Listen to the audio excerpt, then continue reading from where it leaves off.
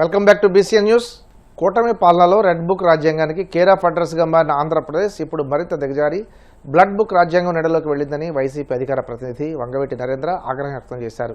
అధికార పార్టీ అరాచకాలు పరాకాష్ఠకు చేరాయని, వ్యక్తులపై దాడులు దాటిపోయి ఇప్పుడు ఇళ్లను తగులుబెట్టడం, హత్యాయత్నాలకు పాల్పడే స్థాయికి పాలన చేరిందని మండిపడ్డారు. కూటమి ప్రభుత్వ పాలనలో రాష్ట్రాన్ని రావణకాష్టంగా మార్చారని, రాయలసీమలో బలిజలు బలైపోతుంటే తెలగలు తెగనరకబడుతున్నారని ఆవేదన వ్యక్తం చేశారు.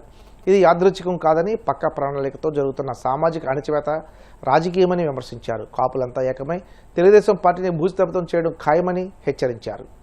కాపుల్లో ఒక బలమైన నాయకుడిగా ఎదుగుతున్నటువంటి స్వర్గీయ వంగవీటి మోహన్ రంగా గారి దగ్గర నుంచి తీసుకుంటే, ఎవరైనా కానీ ఒక బలంగా ఒక నాయకుడిగా ఎదుగుతుంటే తెలుగుదేశం పార్టీ ఒక స్వార్థపూరితమైన పార్టీ అని ఆ రోజున ఆయన నిలదీశారు.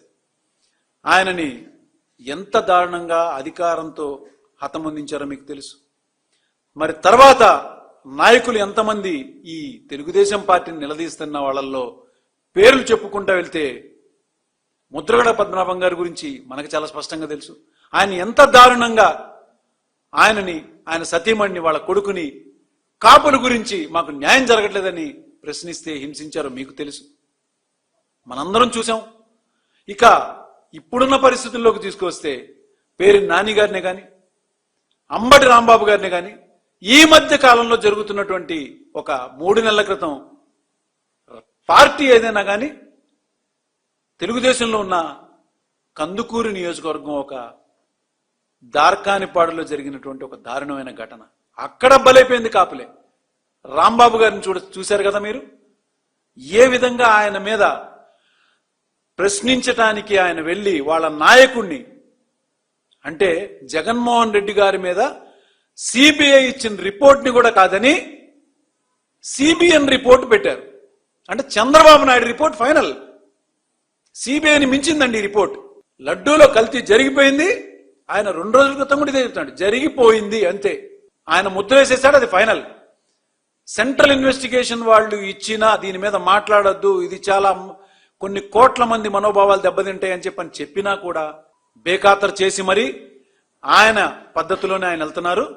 దానికి మా నాయకుడిని ఇట్లా మీరు అవమానిస్తున్నారు అని చెప్పని ఆ బ్యానర్ కట్టి కూడల్లో పెట్టిన దాన్ని ప్రశ్నించడానికి వెళ్తున్నటువంటి రాంబాబు గారి మేరకి ఎంత దారుణంగా కర్రలు పట్టుకుని ముందుగానే ప్రీ ప్లాన్డ్ గానే కొడటానికి పోలీసుల యొక్క అండదండలతోనే అక్కడ ఎంతమంది ఉన్నారో మాటల్లో మేము చెప్పలేం. దయించి ఆ పదాలు ఒక మాతృమూర్తి స్థానంలో ఆ వయసులో ఉన్నటువంటి ఆ మహిళ గారి పేరు భీమినేని వందనాదేవి గారు, గ్రంథాలయం యొక్క చైర్మన్ ఆవిడ. ఇది తెలుగుదేశం పార్టీలో ఇచ్చేటువంటి గౌరవమైనటువంటి పదం, గౌరవమైనటువంటి పదవులు. చాలా స్పష్టమైనటువంటి ఇంట్లో వాళ్ళను బూతులు తిట్టాలి. నేను రాంబాబు గారు వాళ్ళ కుటుంబ సభ్యులు నేను మాట్లాడానండి. బూతులు తిట్టారంట కదండి, ఇట్లా రాంబాబు గారు కూడా స్పందించారంట కదా, మరి ఆయన కూడా తిట్టారంట కంటే ఎన్ని రకాలుగా మమ్మల్ని దూషించారో ఇంటి దగ్గరకు వచ్చి మాట్లాడారు. వాళ్ళు మాటల్లో చెప్పుకోలేకపోతున్నారు. ఇంత అరాచకం అవసరమా? ఎందుకు ఇంత మా మీద ఇంత కక్ష మీకు? ఆనాటి నుంచి ఈనాటి వరకు కూడా రాజకీయ ఎదుగుదలలో అడుగడుగునా మమ్మల్ని తొక్కడానికి ఎందుకు ప్రయత్నం చేస్తున్నారు? ఇక బూతుల విషయానికి వద్దామండి. బూతుల పురాణం అసలు ఎక్కడ మొదలైంది, ఎవరి దగ్గర మొదలైంది? తెలుగుదేశం పార్టీకి పుట్టినిల్లే ఈ రాజకీయాల్లో బూతుల పురాణానికి నాంది పలికింది. అది ఎమ్మెల్యేనే కానీ, ఒక మంత్రే కానీ, అనిత గారిని తీసుకోండి, అచ్చెన్నాయుడు గారిని తీసుకోండి, వైఎస్ఆర్ కాంగ్రెస్ పార్టీ తరపునటువంటి బలమైన కాపు సామాజిక వర్గాన్ని అణగతొక్కి నాటి నుంచి నేటి వరకు రాజకీయంగా మాకు ఎదుగుదల లేకుండా చేయాలని చేస్తున్నటువంటి ప్రయత్నానికి మాత్రం ఇవాళ మేము చరమగీతం పాడడానికి తప్పనిసరిగా మేమందరం. పశ్చిమ గోదావరి జిల్లా నర్సాపురం మండలం నవరసపురం ఏనుగువనిలంక R&B రోడ్డు పునర్నిర్మాణం పనులను వెంటనే చేపట్టాలని సిపిఎం జిల్లా కార్యదర్శి వర్గ సభ్యులు కౌరు పెద్దిరాజు డిమాండ్ చేశారు. మంగళవారం సిపిఎం ఆధ్వర్యంలో స్థానిక ప్రజలు రోడ్డుపై నిరసన తెలిపి నినాదాలు చేశారు. ఈ సందర్భంగా పెద్దిరాజు మాట్లాడుతూ గత ప్రభుత్వ హయాంలో ఈ రోడ్డు పనులు ప్రారంభించి మధ్యలోనే ఆపేశారని అన్నారు. కూటమి ప్రభుత్వ అధికారులకు వచ్చి 15 మాసాలు గడిచినా ఈ రోడ్డు పనులు ముందుకు సాగడం లేదని అన్నారు. ప్రభుత్వాలు మారినా ఈ రోడ్డు పరిస్థితి మాత్రం మారడం లేదన్నారు. ప్రభుత్వ అధికారులు రోడ్డు నిర్మాణం పనులు వెంటనే ప్రారంభించి పూర్తి చేయాలని కోరారు. నరసాపురం ఏనువాలంక ఆర్ఎన్బి రోడ్డు చాలా అధ్వానంగా ఉంది. గత 7-8 సంవత్సరాలుగా ఈ రోడ్డు మీటర్ లోతు గోతులు పడి ప్రయాణికులకి చాలా ఇబ్బందిగా ఉండే పరిస్థితుల్లో ప్రభుత్వం పట్టించుకోకపోవడం చాలా దారుణమైన విషయం. గత ప్రభుత్వంలో ఈ రోడ్డు శాంక్షన్ అయ్యింది, ఈ రోడ్డు వేస్తామని చెప్పేసి మరి పెద్ద ఆర్భాటం చేశారు. అయితే ఈ రోడ్డుకి సంబంధించిన అంటే ఈ డ్యూటిమెంట్ పనులు ఓ మేరకు చేశారు, అవి కూడా పూర్తిగా చేయలేదు. అలాగే రోడ్డు పనులు అయితే ఏమాత్రము మరి ప్రారంభించలేదు. అయితే ఆనాడు మరి ప్రతిపక్షంలో ఉన్న టీడీపీ పెద్ద ఎత్తున ఆందోళన కూడా చేసింది రోడ్డు నిర్మాణం చేపట్టాలని. అయితే గత ప్రభుత్వం పోయి మళ్ళీ ఇప్పుడు తెలుగుదేశం నాయకత్వంలో కూటమి ప్రభుత్వం వచ్చింది. ఈ ప్రభుత్వం వచ్చి అప్పుడే 15 నెలలు దాటింది. అయినప్పటికీ ఈ రోడ్డు పనులు ఏమాత్రము ముందుకు సాగట్లేదు.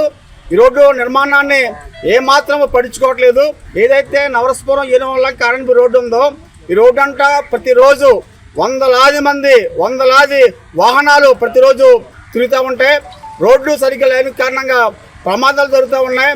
అలాగే బంధువులు కూడా ఈ గ్రామాలు రావడానికి భయపడే పరిస్థితి. మన సంక్రాంతి పండుగకి మరి బంధువులు చాలామంది కూడా ఈ ఊరు రావటం అంటే నరకానికే ప్రయాణం అని చెప్పేసి చాలామంది ఈ గ్రామాలు రావటం మానేశారు. ఇటువంటి స్థితిలో ఉన్న ఈ రోడ్డుని ఆర్ఎన్బి అధికారులు కానీ ఇలాగ స్థానికంగా ఉన్న ప్రజాప్రతినిధులు కానీ పట్టించుకోకపోవడం చాలా దారుణం. అంచేత వెంటనే ప్రభుత్వం స్పందించాలి. 2-3 మండలాలనే మరి కలిపి ఈ రోడ్డు ఉందో ఆర్ఎన్బి రోడ్డు, ఈ రోడ్డు నిర్మాణానికి నిధులు కేటాయించాలి. అలాగే వెంటనే నిర్మాణ పనులు కూడా చేపట్టాలి. లేకపోతే ఈ రోడ్డుకి ఆనుకున్న గ్రామ ప్రజలందరినీ కూడా పెద్ద ఎత్తున సమీకరించి మరి ఆందోళనని ఉధృతం చేస్తామని చెప్పేసి సిపిఎం పార్టీ తరఫున హెచ్చరిస్తూ ఉన్నాం. ఏలూరు జిల్లా ఉంగుటూరు మండలంలో వైసీపీ పార్టీకి ఎదురుదెబ్బ తగిలింది. భీమడోలులో ఆప్కాప్ చైర్మన్ గన్ని వీరాంజనేయుల సమక్షంలో ఉంగుటూరు మండలం అక్కుపల్లి, గోకవరం, కొత్తగూడెం గ్రామాల నుండి పలువురు వైసీపీ కార్యకర్తలు తెలుగుదేశం పార్టీలో చేరారు. వారికి గన్ని టీడీపీ కండువ కప్పి పార్టీలోకి ఆహ్వానించారు. ఈ సందర్భంగా టీడీపీ బలోపేతానికి కలిసి పనిచేయాలని పిలుపునిచ్చారు. అనంతరం మాట్లాడుతూ వైసీపీ పార్టీపై జగన్పై ఘాటు విమర్శలు చేశారు. జాయినింగ్ ద్వారా ఈ రాష్ట్ర ప్రజానికి కానీ మేమందరికీ కూడా తెలియజెప్పేది ఏంటంటే, నిన్న మొన్న మనం అంబటి రాంబాబు గాని అలాగే మరి జోగి రమేష్ గారి వ్యవహారాలు మనం అంతా కూడా కొంటాం. నిజంగా కూడా ఈ ఎంత ఘోరాతి ఘోరం ఎంత నీచంగా ఉన్నాయంటే, జగన్మోహన్ రెడ్డి అనే వ్యక్తి ఈ రాష్ట్రంలో అతను ప్రతిపక్ష నాయకుడు మరొక నాయకుడిగా ఉంటే ఈ రాష్ట్రం ఎక్కడా కూడా భవిష్యత్తులో పైకి రానటువంటి భయంకరమైన పరిస్థితి ఈ రోజు రాష్ట్రంలో సృష్టిస్తా ఉన్నాడు జగన్మోహన్ రెడ్డి. నిన్న గాని మొన్న గాని జరిగినటువంటి సంఘటనలో అంబటి రాంబాబు గాని జోగి రమేష్ గారి విషయాల్లో జరిగినటువంటి సంఘటనలో తెలుగుదేశం పార్టీ నాయకులుగా మాకు కూడా ఇబ్బంది ఉంది, మాకు కూడా బాధగానే ఉంది. ఎందుకంటే ఇటువంటి కార్యక్రమాలన్నీ కూడా ప్రజాస్వామ్యయుతంగా మనం ఉండాలని చెప్పి మా నాయకులు ఏదైతే చంద్రబాబు నాయుడు గారు, పవన్ కళ్యాణ్ గారు మాకు చెప్తారో వారి యొక్క సూచనలు దాటి వెళ్ళామని చెప్పి మాకు బాధ ఉన్నప్పటికీ కూడా వైఎస్ఆర్ కాంగ్రెస్ పార్టీ నాయకులకు ఒకటే విజ్ఞప్తి చేస్తాను నేను. ఒక్కసారి మీరు గుండెపై చేయి వేసి ఆలోచించుకోండి. మీ నాయకుడు జగన్మోహన్ రెడ్డి గారు చేసేటువంటి నిజంగా కూడా ఈ వేళ ఇటువంటి కార్యక్రమాలు, ఇబ్బందికరమైన కార్యక్రమాలన్నీ కూడా జరుగుతున్నాయంటే దానికి హాజరు ఎవరు? దానికి ఆజ్యం పోసిన నాయకుడు ఎవరు? జగన్మోహన్ రెడ్డి గారు కాదా? వైఎస్ఆర్ కాంగ్రెస్ పార్టీ కాదా? ఒకప్పుడు పట్టాభి గారు ఒక మాట తూలిన సందర్భంలో మరి ఆయన ఇల్లు పగలగొట్టి ఆయనంతా చెత్తగొట్టి మళ్ళా పనిలో పనిగా తెలుగుదేశం పార్టీ ఆఫీస్కి వెళ్ళి అక్కడ మీ పార్టీ వారు సృష్టించిన బేభత్సానంతా కూడా ఒకసారి గుర్తు చేసుకుంటా ఉంటే అక్కడ జగన్మోహన్ రెడ్డి గారి స్టేట్మెంట్ ఒకసారి మీరు రివీల్ చేసుకోండి. వైఎస్ఆర్ కాంగ్రెస్ పార్టీ నాయకులందరూ కూడా ఏమంటాడు ఆయన? ఆ రోజున ఏమన్నాడు ఆయన? మా కార్యకర్తలు నా మీద భక్తి భావాలు ఉన్నవాళ్ళు, వాళ్ళకి బీపీ వచ్చింది, వాళ్ళకి బీపీ వస్తే నేనేం చేయను, వాళ్ళ కోపం చల్లార్చుకోవాలని చెప్పిన నాయకుడు ఒక నాయకుడా? ఈవేళ నిన్న మొన్న కూడా మా నాయకులు చంద్రబాబు నాయుడు గారు కానీ పవన్ కళ్యాణ్ గారు కానీ ఇటువంటి సంఘటనలు మనం ఎట్టి పరిస్థితుల్లో కూడా మనం అలా చేయకూడదు. ఇటువంటి సంఘటనలు దొరికి మీరు వెళ్ళొద్దు. ఏదైనా ఉంటే మీరు చట్టపరంగా వెళ్ళండి తప్ప, న్యాయపరంగా వెళ్ళండి తప్ప ఇళ్ల మీదకి దాడికి వెళ్ళదని మా నాయకులు చెప్పిన మాట మీ నాయకుడు మీకు ఎప్పుడైనా చెప్తా ఉన్నాడు. జగన్మోహన్ రెడ్డి గారు ఎప్పుడైనా ఒక మాట మాట్లాడుతూ ఉన్నాడు. అటువంటి మాటలు చెప్తే అంబటి రాంబాబు, జోగి రమేష్ వాళ్ళు నోటంటారు, అటువంటి చండాలమైన మాటలు వచ్చాయి. అవన్నీ కూడా దృష్టిలో పెట్టుకుని ఆయనది మీది కానీ వైఎస్ఆర్ కాంగ్రెస్ పార్టీ నాయకులు కానీ జగన్మోహన్ రెడ్డి గారు కానీ ఒకటే ఆయన మీదంతా కూడా టార్గెట్ ఏంటంటే ఈ రాష్ట్రంలో ఏ పారిశ్రామికవేత్త రాకూడదు, ఏ పరిశ్రమ పెట్టకూడదు, అమరావతి పూర్తి అవ్వకూడదు, పోలవరం పూర్తి అవ్వకూడదు, చదువుకునే మన పిల్లలకు ఉద్యోగ అవకాశాలు అంటే ఇక్కడ సాఫ్ట్వేర్ అని, స్టీల్ ప్లాంట్ అని అనేక రకాలైనటువంటి పరిశ్రమలు ఎక్కడ వస్తున్న పరిశ్రమలు కూడా రాకూడదు. ఇవన్నీ రాకూడదంటే లా అండ్ ఆర్డర్ డిస్టర్బ్ చేయాలి. లా అండ్ ఆర్డర్ డిస్టర్బ్ చేయాలంటే మన నాయకులందరినీ కూడా రెచ్చగొట్టేయాలి. ఇదే కదా మీ సంస్కారం. ఇదే కదా మీ నీతి? ఇటువంటి పనులు చేసి కనుక ఈ రాష్ట్ర అభివృద్ధిని మీరు కుంటుపరిస్తే రాబోయే రోజుల్లో మీరు ఏదో రప్పా అంటేనో లేకపోతే మేము అధికారంలోకి వచ్చాను కళ్ళ తప్ప కళ్ళగానే ఉంటుంది తప్ప ఇది నిజమయ్యే ప్రసక్తి లేదు. జగన్మోహన్ రెడ్డి గారు, వైఎస్ కాంగ్రెస్ పార్టీ నాయకులు, నిన్ను కానీ నీ పార్టీని కానీ ఈ రాష్ట్ర ప్రజలు ఎప్పుడు కూడా, మాకు తెలిసి నీ జీవితంలో ఎప్పుడు కూడా వైఎస్ఆర్ కాంగ్రెస్ పార్టీ ఎవరు కూడా అధికారం ఎవరో. ఎందుకు ఎవరంటే దానికి నీ మనస్తత్వే కారణం, నువ్వు చేసిన పాపాలే కారణం, నువ్వు రెచ్చగొట్టే తీరే కారణం. ఇవన్నీ కూడా వైఎస్ఆర్ కాంగ్రెస్ పార్టీ నాయకులంతా కూడా ఆలోచించుకొని ఈ రాష్ట్రం బ్రహ్మాండంగా అభివృద్ధి చేస్తున్నటువంటి కూటమి ప్రభుత్వానికి మద్దతు ఇవ్వాల్సిందిగా ఈ రోజు గొల్లగూడెం అలాగే కొత్తగూడెంలో బాటలో ఉన్నటువంటి మరికొంతమంది నాయకులు కూడా పార్టీలో జాయిన్ అవబోతున్నారు. అందరికీ కూడా హృదయపూర్వక స్వాగతం పలకడమే కాకుండా ఈ రాష్ట్ర అభివృద్ధిలో మనందరం కూడా భాగస్వామ్యాలని చెప్పి ఈ రోజు జాయిన్ అయినటువంటి ప్రతి ఒక్కరికి కూడా హృదయపూర్వక స్వాగతం. కలియుగ ప్రత్యక్ష దైవం తిరుమల శ్రీ వెంకటేశ్వర స్వామివారిని పలువురు సినీ రాజకీయ ప్రముఖులు దర్శించుకున్నారు. వీఐపీ విరామ దర్శన సమయంలో హిమాచల్ ప్రదేశ్ మాజీ CM Jairam Thakur, Bigg Boss contestant Ashu Reddy, cine నటి దివి, సింగర్ విజయ్ ప్రకాష్ వేరువేరుగా స్వామివారి సేవలో పాల్గొని మొక్కులు చెల్లించుకున్నారు. దర్శనానంతరం వీరికి రంగనాయకుల మండపంలో వేద పండితులు వేదాశనం అందించగా ఆలయ అధికారులు స్వామివారి తీర్థ ప్రసాదాలు అందజేసి పట్టు వస్త్రంతో సత్కరించారు.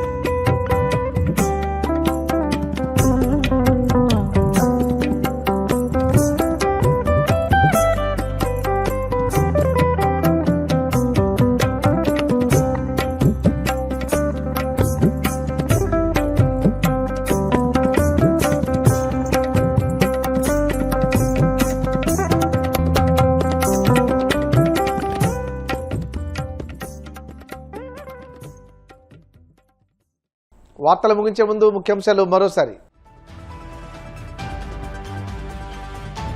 అంబటి వ్యాఖ్యల వెనుక జగన్మోహన్ రెడ్డి దర్శకత్వం ఉందన్న మంత్రి నిమ్మల, తిరుమల నెయ్యి కుంభకోణం నుండి దృష్టి మళ్లించేందుకే ఈ డ్రామా అని ఆరోపణ.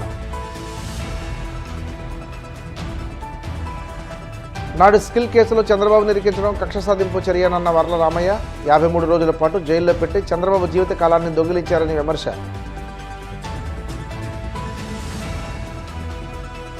భవిష్యత్తులో తనకు, తన కుటుంబానికి ఏ హాని జరిగినా దానికి మంత్రి నారా లోకేష్ పూర్తి బాధ్యుడు, మాజీ మంత్రి జోగి రమేష్ ప్రకటన.